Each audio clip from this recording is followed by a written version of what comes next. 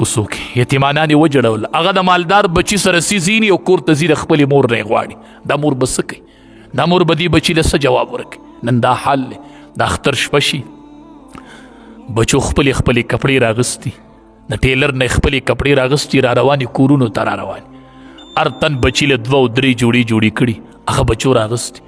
ستا په ګاونډ کې یوه کونډۍ د هغې یتیمانان بچي وي، هغه یتیمانان بچي چې دا جوړې وي هغه کور ته راشي، مور ته وایي زما جوړه کم ده، زما جوړه کم ده.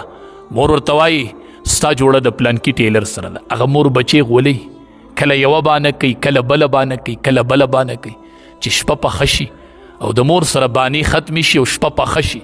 نو دا مور بچي ته وایي زما کپړې زه به سهار څه اغوندمه. نو چې د مور سره نورې بانې ختمې شي، هغه مور په جړا شي وي بچیا ته کپړې مه غواړه، دا نن چې چا کپړې راوړلې د هغې پلاران دي او ستا نرب پلار اغوستی دی بچ. نو دا کونډه به د اختر په شپه څه وي؟ نو د دې کونډو د ړنه ګیلي وخیږي د اختر په شپه، وایي ربه چې اختر دې راوستو نو ما نه دې خاون ولې اغوستو؟ خدایه دا ستا په ګاونډ کې او دا ستا په کلي کې دا چغې وال شي او تا کپړې راوړي او غوړولې دي او میخ ته دې ورچولې وي چې د دې اسري ماته نه شي.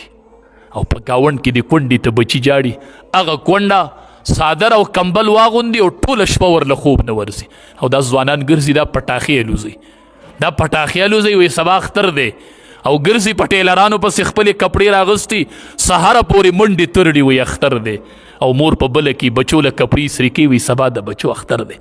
او په ګاونډ کې کونډه مخې صادر کې پټ کړی دی، اوښ کې تویي، وایي ربه زه به سر د خپل بچي څنګه رضا کوم؟ دی به زه څنګه رضا کوم؟ زه به دا بچی څنګه رضا کوم؟ دی به څنګه په زړو جامو کې د اختر مانځلی ځي؟ دی به په زړو جامو کې د اختر مانځله څنګه ځي؟ دی به زه څنګه رضا کوم؟